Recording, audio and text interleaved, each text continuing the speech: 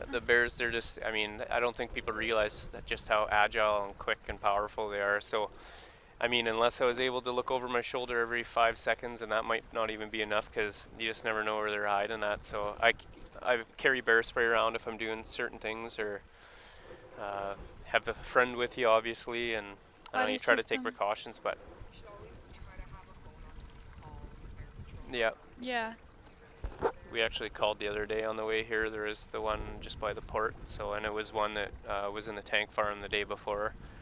Yeah, I think that was the same one I seen. I was driving around one night and I seen it near Cape Mary. Mhm. It ran across the road so quick that there was three of us and neither of us barely even seen it. Probably could have ran it over if we were gunning it, but Yeah, they're big, powerful animals. I mean, yeah, you can't run it over. You can bump into it, piss it off. Mhm. No, the one that they have right now, so they've got a female in bear jail right now. It's possible she's pregnant, so, but he said she's very healthy. She's around 700 pounds, which is insane, man. That's such a big animal. I mean, yeah, that's a big animal, but like usually bears here are like 1,200 pounds. Yeah, but for a female, I think pretty decent. He said, he was happy to see that she seemed happy and healthy, but just for the events and stuff like that, he said they'll keep her there for a couple days and then let her out in the park back in Wapusk.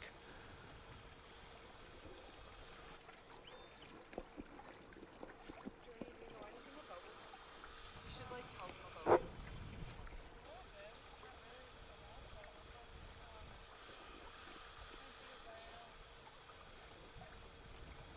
Isn't that where they do the dog study? Like the dog study stuff there? I have no idea. That's all I really know that they do.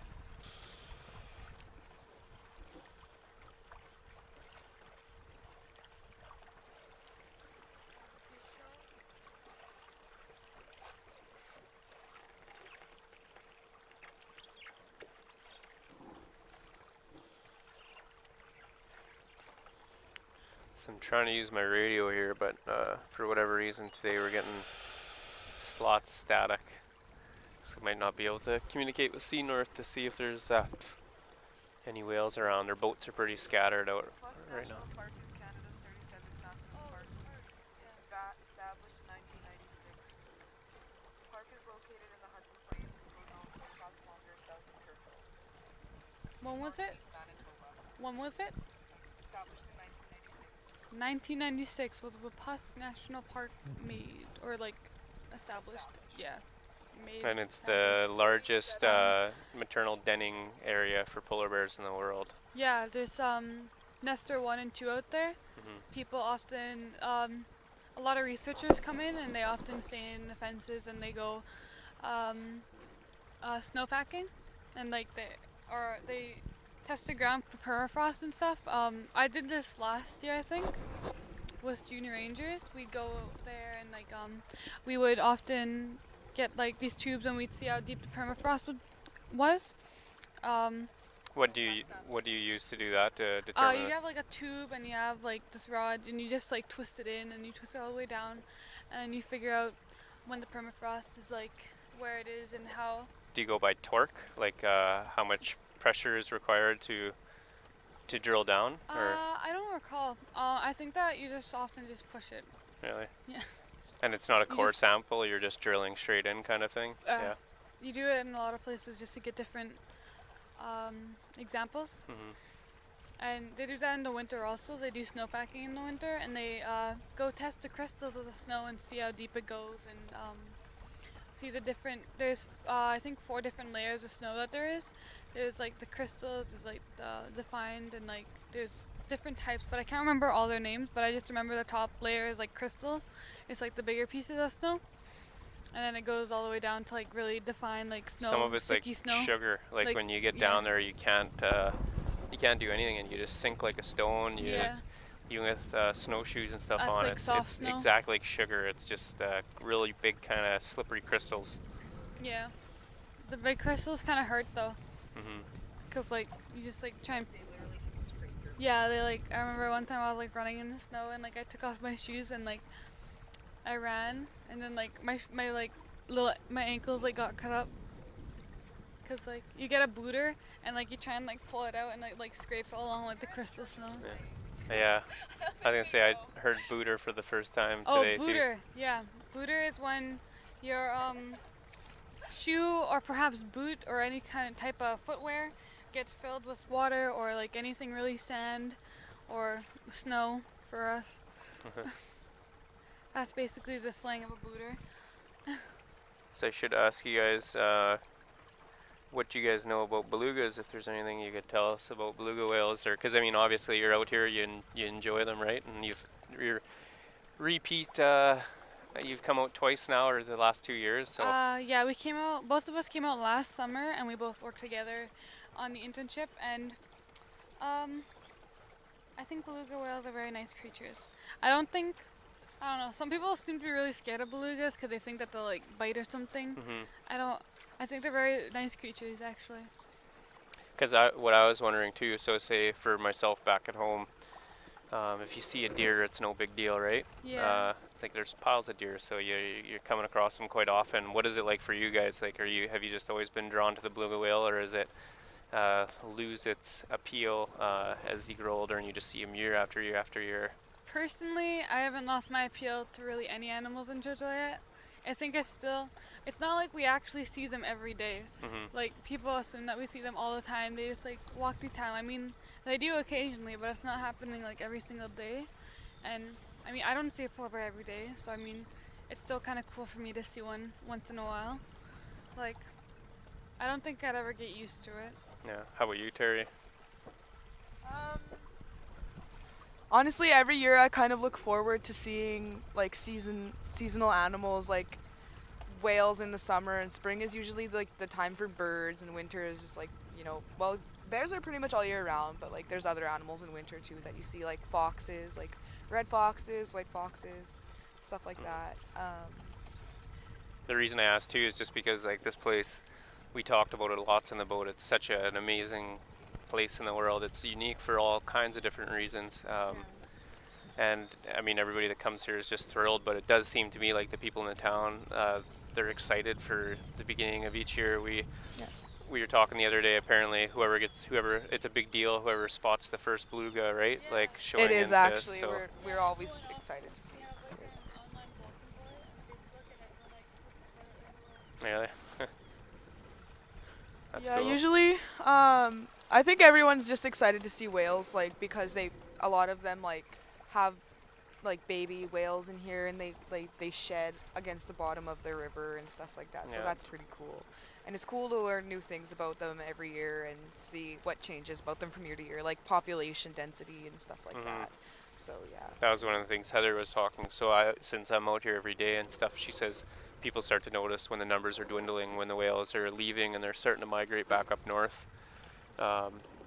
People they're paying attention to that as well. It seems like the animals here represent the changes in season or in the year, right? Like you're starting, okay, now the bears are starting to come. We're got to get geared up for winter.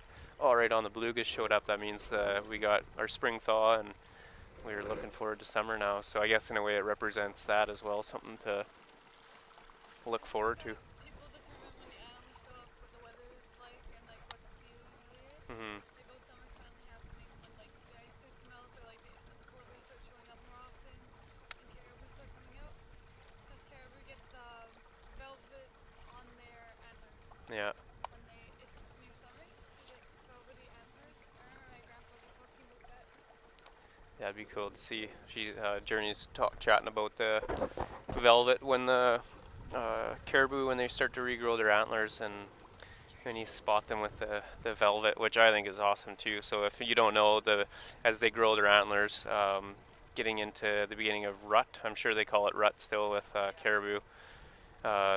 They got basically a protective coating, and I think it helps, or it supplies it with blood flow basically and nutrients, right? So the antlers can grow. And then later in the season they shed their velvet, but it's like it's just like it sounds. It's velvet. It's this fine, soft. It's really nice, actually. That's why people tend to keep their antlers in the summer. It looks really cool too. Like they look really neat. Yeah. A lot of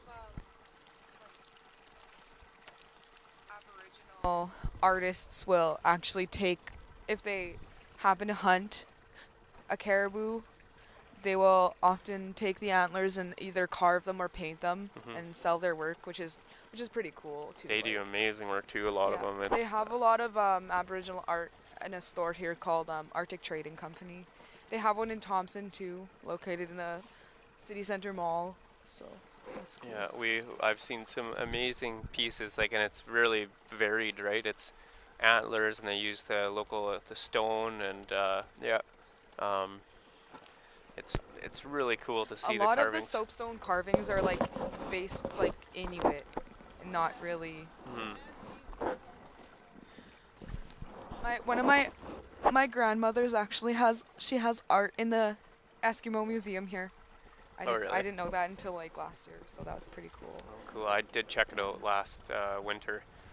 There's lots of stuff in there. It's kind of overwhelming. You can spend hours at the... They have like the little phones you can listen to, and they give you all the information about stuff like that, so that's pretty cool. It's not really big, but there's so much information and history to absorb. So what about whale facts? Do you guys have any factoids that you can share with us? Or what's your favorite characteristic? Because the beluga whales are so... they're rare and odd and different and unique in so many different ways. They can withstand the cold for so long, and like I forgot how long they can breathe. I thought it was like, or they have to come up for air like every 15 minutes or something. Well, they can go, I believe up to 25 minutes. Something like that. Yeah. But they can go, and I know how big they grow. That's like something that I found cool. They can grow up to 3 meters long, aka 14 feet or so, which I think is amazing, because they're such big animals, but people don't really notice that like often. People never really seem to actually think that they're that big, or like they think they're just a small animal, a small little whale, but like they're so huge. Like no one actually like realizes how big they are. And they are one of the smaller whales, but just like you say. People tend to think that they're smaller. We had somebody comment the other day that they didn't realize, their size until we had a whole bunch right up close to the boat, and then you can really kind of get a perspective. I know it'd be tougher at home, but when they pull up beside the boat and you get like a large adult, they're big, they're huge, and 4,200 pounds. Like, I'm trying to, like, for me at least, for me to put that into perspective for my work at home, masonry, I'll get a big pallet. It's got 42 80-pound bags of cement on it.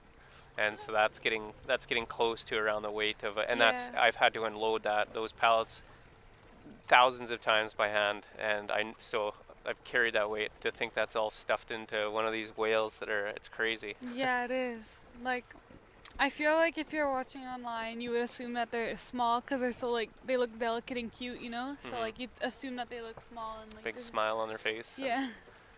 But so they can have up to, did you guys know they could have up to 40% of their body weight is blubber? Yeah, that's so cool. And that's obviously...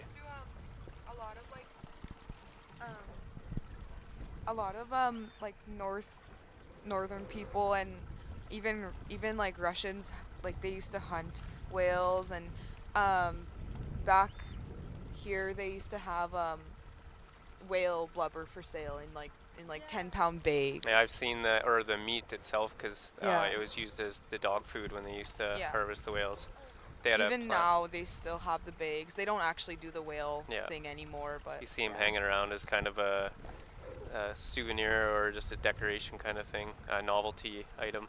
It's actually not that busy out here today. I thought there would be more, considering whale population is thought to be about 150,000. It does pick up. We find later in the afternoon it'll pick up, and actually when you were mentioning the Russians, so beluga comes from the Russian word meaning white. So that's why they have beluga sturgeon, beluga whale. That's cool. Yeah, and obviously, the beluga and the sturgeon, they're not related, but... So no longer whitefish, but beluga fish. Yeah, I guess. I can't remember the exact word, too, like where that it stems from in Russian, but yeah, that's kind of... Yeah, I know that there's still people that do eat beluga blubber and meat and stuff. Yeah, maktak. I know that there's still a few families that eat maktak. I love the word maktak. It's so fun. The way my mom said the family, they say it's so different because they have Yeah, Yeah. the accent. From like up north. Well, and there's different dialects too, I think, right? Yeah.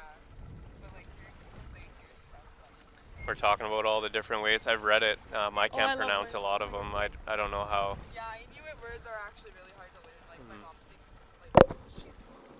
she grew up Inuit, so she knows like full. Yeah. I'm Have you kind of learned? trying to pick up stuff on it, but it's hard. It's Mm-hmm. really hard actually. Like I learned Spanish. It's harder to learn than Spanish. Really? I know French, like a little bit of Japanese, Mandarin. I don't know. We'll think of the anime. What? What? Just kidding. Don't tell me that. I don't need to. Yeah, there is just not a lot of whales happening right now. But Anime is crazy expensive. It's like $70. I find yeah. that there's more whales when it's chalkier.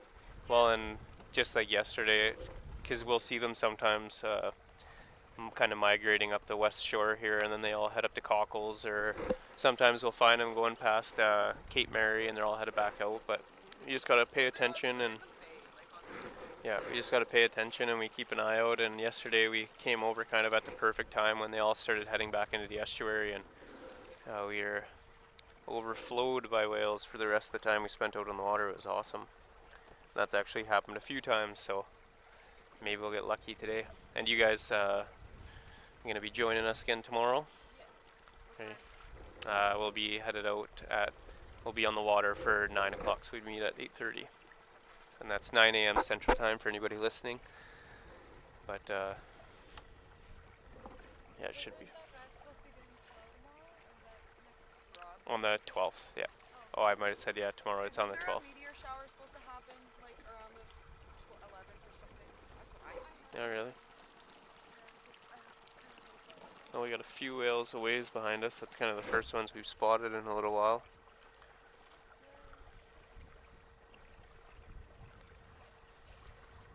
And today it's calm, so I mean, if they are poking up, we'll be able to see them from quite a distance.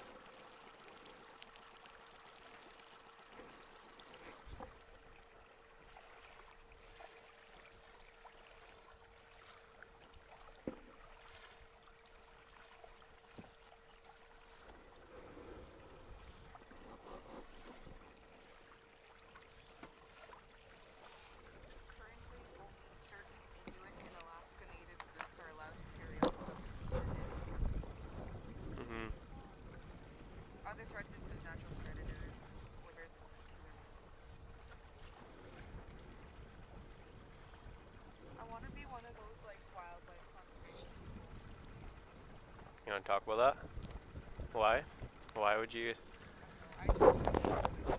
So, like, work, like conservation as in Brett and Jeff here in town, or would you like to work for parks, or? I kind of want to do what Brett does, cause like they learn a lot about it, and as you go, you can you go different places. Like you don't just stay in one place, and you learn about new animals in every different place that you go. So that's pretty cool. Yeah, they're Yeah. those guys are smart. Like they do. Yeah, you learn a lot about the environment and the plant life, animal life. Yeah, which is pretty cool, cause you're kind of there to help animals, and that's what I want to do. Cause like I don't know, I just like animals. Yeah, and those guys, they work especially hard here in town, like especially during polar bear season as well. Such a job. Yeah. Have you looked into schooling and stuff, or what it's involved in all of it? At first, I wanted to be a police officer, but then my dad said no. Yeah. Not what everything. Yeah. The training in the military college in Canada seems like a lot. No, I know. I got invited to Bold Eagle already. Really? They, That's great. yeah, they invited me to Bold Eagle already, and like, but I'm You not should have old went. enough. Oh, really? Yeah, they have to be 16. Like by July. Can you tell us what that is? What'd you call it? Bold Eagle? So Bold Eagle is a training camp that you go to and you get paid for, and you get like basically a training session to see how RCMP would actually work out. And a lot of people especially in northern communities, try to go to that to get um, yeah, some experience, and like it helps for people looking out for like people to join the RCMP and stuff. So Oh, it's like an introductory yeah, it's like an introduction course. basically, and people go there, they train you, and like yeah, they have different sections too. But I'm gonna try and go this year because you can actually make money off of it too. Like they pay you to go, but you send in the application and everything, and like they pay. I think the reason why I was really interested in being an RCMP was because your college is paid for, and they pay for all your school supplies and everything. And I feel like they were very interested in having me though because I love traveling. Like most people don't like being away from home, but I love it personally. Hmm. Like I don't mind. I never really get homesick ever or anything. It's pretty great to be one of the people that do like have that lived here all their life, and because like a lot of people here now have been there all their life, and they don't want to leave. They're Yeah. scared to leave. And So that's a question then for, because you're like with conservation, and that's an opportunity to travel and be in a lot of different places. But Yeah. what, because I've noticed in town here, a lot of the young people as they grow up, that's one of the things they're really wanting to do. A lot of them go to college or university in Winnipeg. And they Yeah. end up coming back. Yeah, everyone Do it. ends up coming back. I wanna stay out. Yeah, I don't think. I think the only way I'd come back is for jobs in the summer because there's better paying jobs in the summer here than it's harder to get jobs I think in the cities. Hmm. So I think that's the only reason I'd ever come back. And because you missed the beluga whales. Oh, for sure. Yeah. Oh yeah. I think I'd miss family too because like everyone lives here still and everyone stays here. Yeah. I'd miss family. I'd miss polar bears and belugas. I feel like it'd be cool to grow up and say, yeah, I lived there. Yeah. Well, that's the thing, like people don't even necessarily know that this place exists, like Yeah, a lot but, of like- people, and then when you tell them, They're really interested. then they're Yeah. blown away when, They're just like, yeah, I live in the polar bear capital. yeah, Heck yeah. yeah, thousands of beluga whales, no big deal. Oh yeah, no big deal. Yeah, no bear. No big deal. Yeah, walk so with it's polar one of the bears. only places too where I mean, it's kind of unlikely, and you'd be extremely lucky, but you could see 3 of the 8 different types of bears that they have, right? Like, Yeah, you can come here and you can see grizzlies. the grizzly, the black bear, and the No. polar bear. I've never Not seen all- a grizzly no. or a black bear. I've seen a grizzly I've bear. seen a beaver here once. That's Yeah. I've seen a beaver too. I've seen grizzlies. Occasionally they pop up everywhere, Yeah. and polar bears most often, obviously. Yeah. But I've never seen a black bear up here before. Yeah, we've seen one this spring on North Knife. Really? Yeah. Holy man. Yeah, I've never seen a black bear though. I've only seen grizzlies and polar bears here. But I mean, I've seen. them further south. Yeah, I've seen but black not bears when I used to live in the Paw. They're everywhere. Hmm. Yeah, for the amount of ground we covered this winter, well, we were all over the place, but on the skidoos, I was thinking that because black bears, they're not picky when it comes to hibernation, like in terms of denning. They'll go sleep under a log or something if it offers just enough protection Yeah. for them, or if the big trees that fall over and they leave that huge root Oh, ball at yeah. the bottom, they'll hunker down in those sometimes. So that's what I always wondered, is we were cruising around so much on the skidoos, if I just was curious how many black bears were Yeah, there's probably a driving lot by and you hidden. wouldn't even know it. I mean, here it's a little better because they get so much snow, so they can burrow in a little bit better. But I think once you get further out of town, there's quite a few of them. Yeah, I feel like there would be. I'm sure Just- around here they wouldn't do well just because of the polar bears and stuff. They Yeah, probably I steer feel like- clear. There's They usually outsized. grizzly bears like outside of town too. Like I remember we were on a trap line and we saw like one grizzly bear just running. And we went to his den and like checked it out. 'Cause Was it a full grown, or do you I think think it was a full grown. It or was barren really grounds? big. Yeah. It's almost odd to see dark bears. Yeah. I mean, sometimes polar bears are really dark yellow though, Mhm. because they're dirty. Yeah. Maybe they're smokers. You never know. You never know. Secondhand smoke goes a long way. Yeah, the ones I seen the other day were nice, and the cubs, like everything. There was mom and 2 cubs, and the cubs, they must have been close to 2 years. They were big. The mom looked big and healthy too. They're out sleeping on the rocks. Yeah, and all the goslings are finally growing up. All the little geese, Yeah. they're growing. So that's Usually, fun. like we go and like we just Yeah, I used to go and catch them. for a while. I don't know why. Take- I mean, I'd hold it for a little bit, but then I'd bring it back. The Because, geese? yeah, One time I hatched a goose egg that's sick. in my house. Yeah.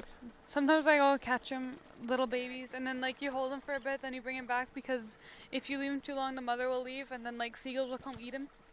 Uh, That happens often.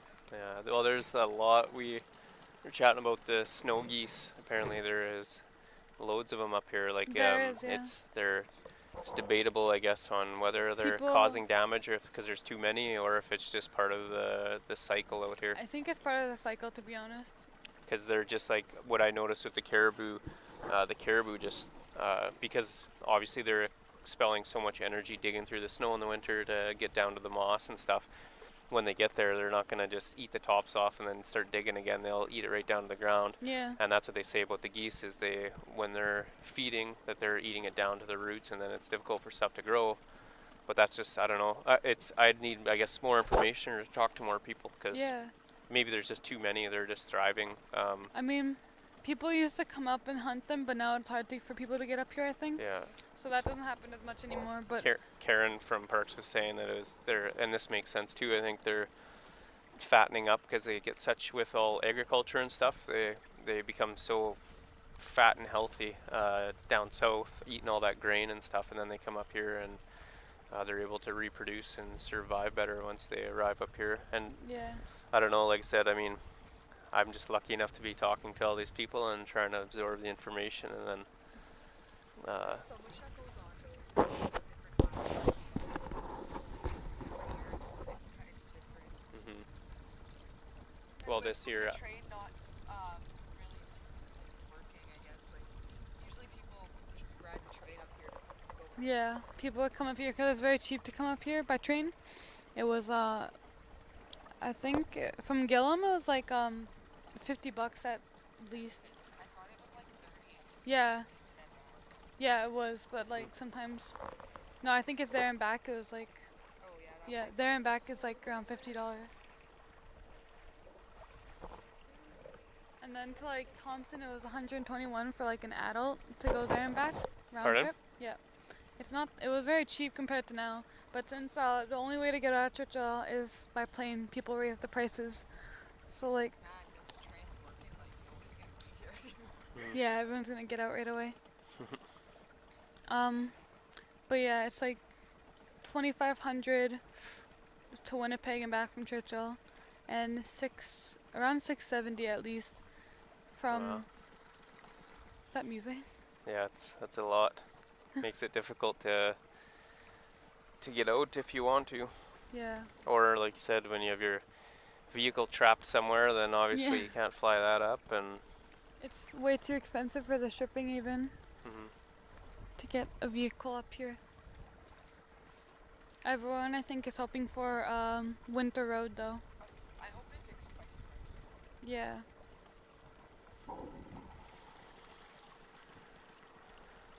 Man, are you guys spotting any whales? I spotted like one like 5 minutes. They're all sleeping or something, or they're hiding. Yeah. it Just a seems quiet pretty day out dead. on the river, but the weather's sure nice. Yeah. If only there weren't bugs. bugs. The bugs died down a little bit. A little. They died down a lot. They were like slow. Mhm. We got just a.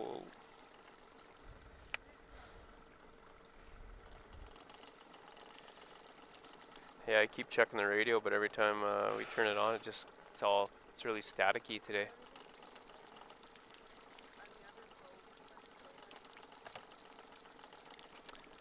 Well, we're Do we have to stay on this side? Like, can we go on like to the side? no, we're limited for our signal strength. But I think, like I'm seeing a few back towards the mouth. This is roughly around the same time yesterday that we went to the mouth and the whale started heading back in. So I wonder if we can go back that way and putter around and see if we get lucky.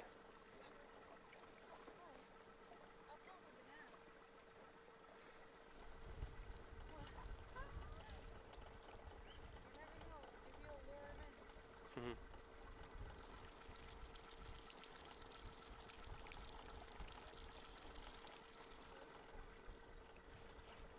I got scared earlier too because I thought I dropped my phone somewhere and then if someone had it, Hayley had a heart. So do you guys know some of the different reasons why the like the reasons for the whales to come to the estuaries? Usually it's like feeding and If you wanna,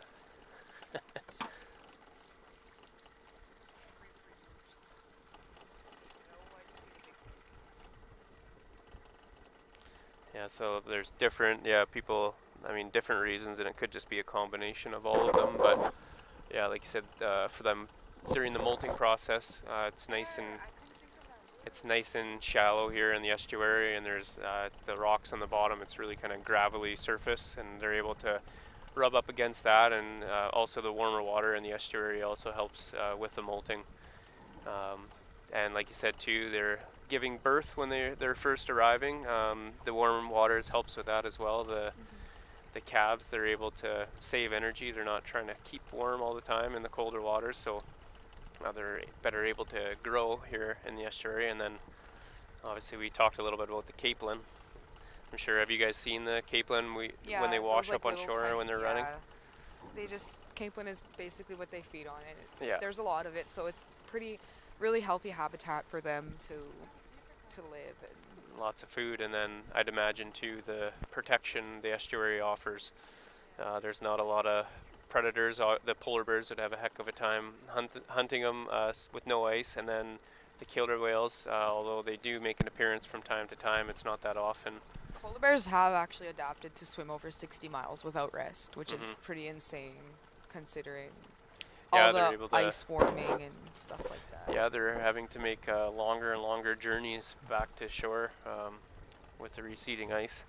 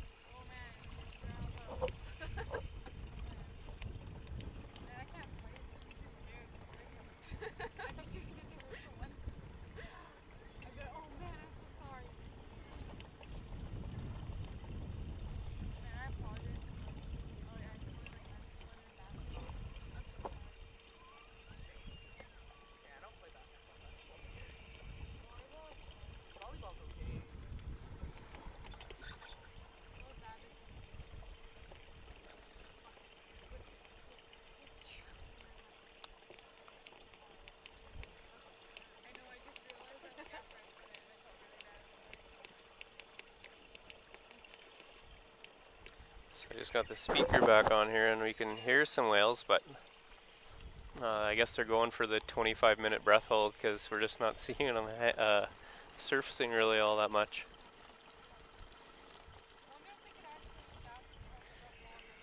Pardon? If what, sorry, or could you grab them?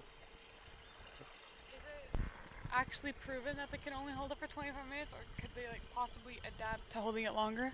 Well, maybe. I'm sure they're Yeah, I know, able but to like they could longer. I feel as if there's probably like that one beluga out there that could hold it for like 27 minutes. I believe the 25 minutes would be mostly like they can dive up to 800 meters Oh, I to see. feed, So it's just so kind of like how much they can dive. they'd be required to hold their breath for a little while going that deep to Yeah. hunt for food.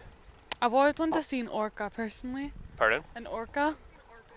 I have not seen an orca yet here. I've heard of all of them, but I've not seen one yet. Well, I was told there's some further up north in the bay, and they're not sure if they're going to be migrating down this way or not, but I hope so. you I'd never love know. to see a beluga.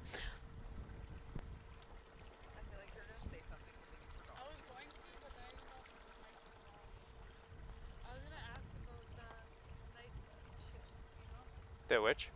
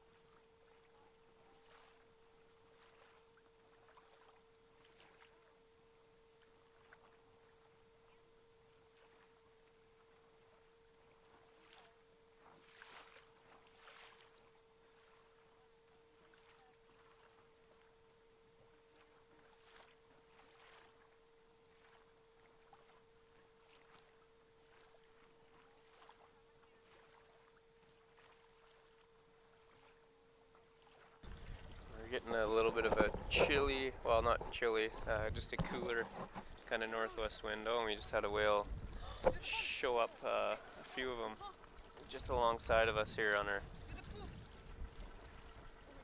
port side. Snuck up on us, came out of nowhere.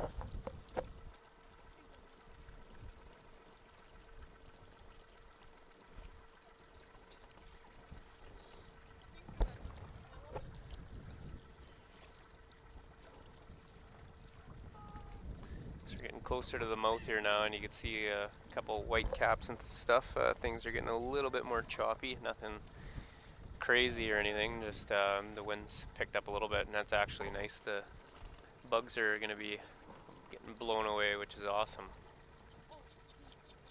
Be happy about that.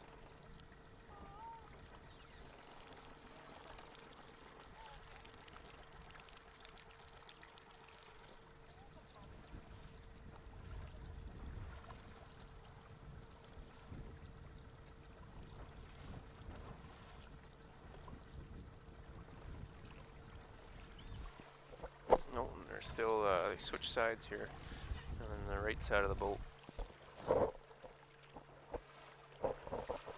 That one's got a few good notches in its dorsal ridge. A couple chunks missing. Yeah, we got a handful of them coming up.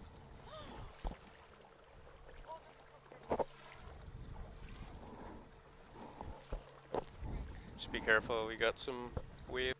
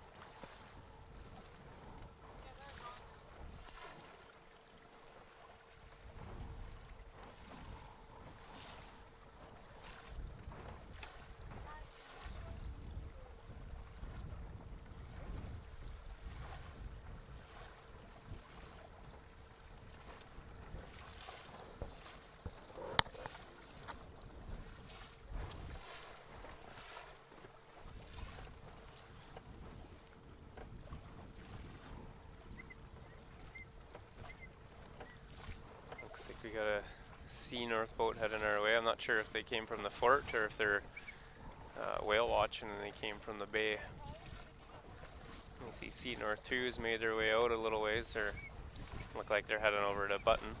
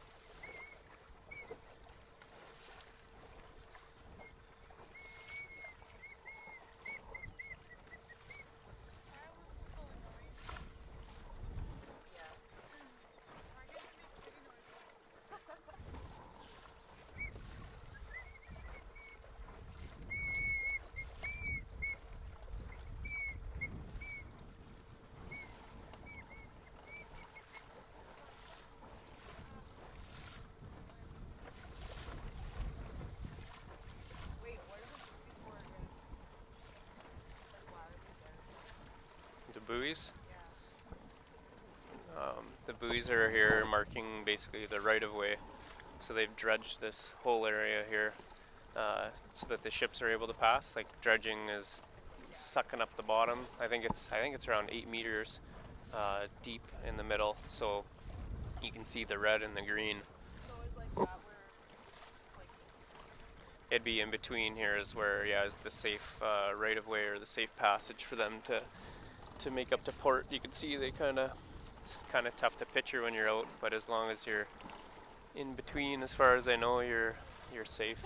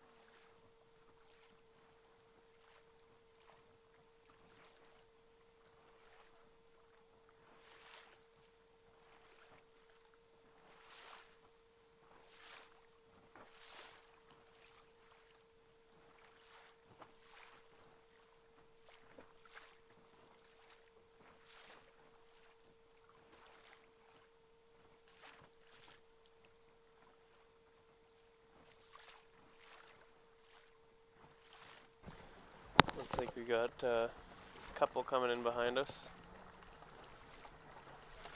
making their way. We're getting to that point though where we're gonna have to turn around here soon too.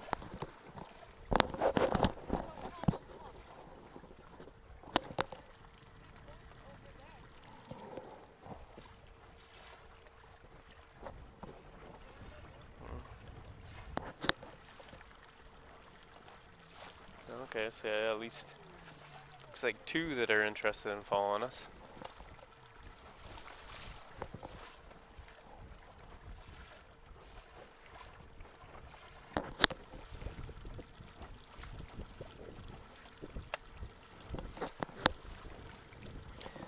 So do you guys know a lot about the birds in the area, or what? You guys gonna grab the mic and.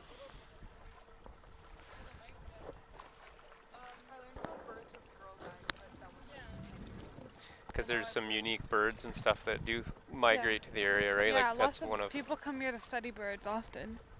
What's do you know some of the more rare types or the more? The most common. What are those things called? The ones that like poke at you. Terns. Yes. Terns I think are the most common in the summer. Yeah, we've had, it's always a good indication that there's a feeding frenzy happening if you see the terns diving and a lot of whale activity. Yeah. often that happens. They have like on along like the beach, they have like little nests, and like they always like poke at people if they ever go near like them. They're Yeah, like even engaging in the area. They're like they just immediately start poking at them. aggressive. Yeah, they're very aggressive birds. I know they also have the merlins, I believe they call them, and it's the world's smallest falcon, I think. Oh man, I love those. We have like I forgot what they're called, but there's those little yellow birds, and like I love seeing those. They're so cute. Yeah, they're so cute. Yeah, so that'd be likely a canary. Refer to whales as sea canaries Hmm. because of their high pitch. Yeah, the nickname sea canary with the whales. Well, we heard a little bit at the beginning there. They sounded like birds for a few minutes at least, but they also make a lot of other odd and interesting noises. They have over 100 different vocalizations. Yeah, my favorite so far has been the one that sounds like a creaky ship. You hear the boards. It sounds like boards on a boat, kind of squeaking the nails coming loose. Are they asking any questions? No, it's pretty quiet.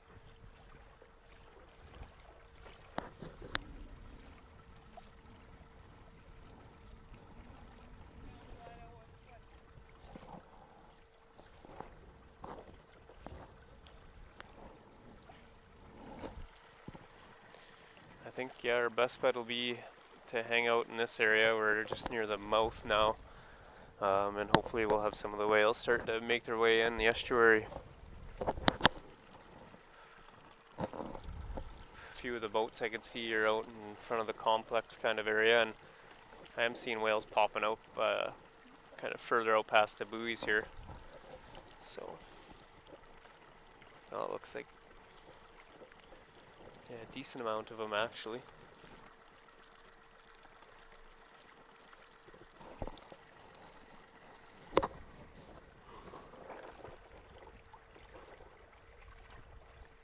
They also have, I can't remember what the owl is here, what it's called. They have the one and it's got like the largest wingspan maybe of the owls, but we've seen them a few times on the skidoo trails, and it's really cool to see. They jump off the tree when you're cruising by, and then sometimes they'll head down the trail, and their wingspan's so huge it looks like they're almost going to be tagging trees on either side. And our trails are 5 feet wide. Not big. And like sometimes we see like bald eagles here, and like Golden eagles. golden eagles sometimes. I saw one, I think, like last year. Sometimes we have bald eagles, Yeah. but it's kind of rare to see them. Yeah. People always comment whenever we see bald eagles in town. People always bring it up. Pardon? People often bring it up whenever we see bald eagles and such in Oh. town. Also, the sandhill crane's a really cool one. Yeah. Horned owls, I don't know if that's... Great horned owls, yeah. And no, I don't know lots about the birds. I know there's So many people over there. Like, are they doing something? Probably one of those National Geographic people. There's a group of them, maybe. Yeah, the first group was cool, though. Yeah. I have streaks with all of them. Actually, it's like hairs.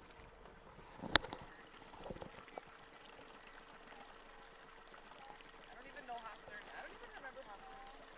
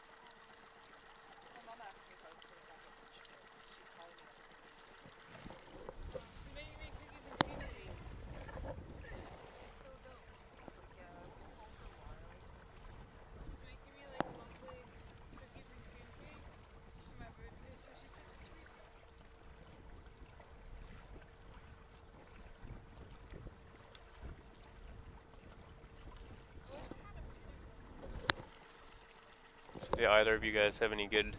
You're talking about food right now. Any good bannock recipes or anything?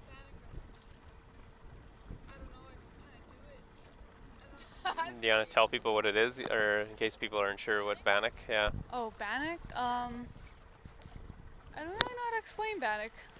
It's like, It's like a fry bread. yeah, it's like a fried bread or like. It's like a traditional way what people kind of use mostly as a bread kind of thing, a bread source made from scratch. But if anything, it's a more doughy kind of thing. I think because bread. Yeah, you can make it. You can incorporate your own things. You can fry. You can. A lot of people use it for like jam, stew, um, or some people even use it as a daily like bread or such like. But it's usually not made as like bread is made in like a pan, in like a rectangular pan, like it goes upward. It's usually made in like a flat rectangular pan that like just goes flat. No. Yeah. Yeah, it doesn't have the same outside. It's often more crisp and bumpy. Like tends to be more crispy and heavy and flaky. Yeah, because my understanding too, it was used a lot by trappers or locals Yeah. and stuff because it's very minimal ingredients. Yeah. It doesn't require a lot to make, so you're able to transport that stuff with you, and then you can basically cook it up however you want, whether that be Yeah. on the fire, or on the wood stove, or That's what like often you guys said, happens. frying it up or putting it in the Yeah. oven. People sometimes put it around like hot dogs and such, and like they fry it like that or like cook it over the fire. Personally, I don't really like bannock. I never did. Really? Yeah, everyone loves it, but personally, I just never really had like taste for it. I haven't had. I tried to make some at home, but it didn't. I can't remember what I used. I used a different kind of flour, and it wasn't probably the good choice. I should have did it with what they said, but it wasn't too bad. Yeah. I don't like bannock. Don't make me some.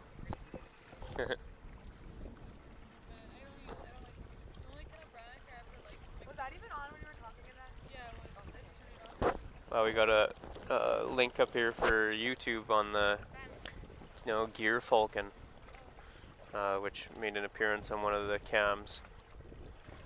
That's cool. I'm not totally sure what a gear falcon is. Have you guys heard of them before, or? So it comes up in the winter. Actually, well, looking at I clicked on the link here and looking at the image. It's all a white falcon. And I'm assuming that's its winter colors. I did see some. I'm not sure what they're called, but a lot of them, the ones that I was seeing throughout the winter, they'd hang on the edges of the lakes, and when you come up on your skidoo, they'd jump off the trees, and they're just pure white. And I can't remember what they're called though.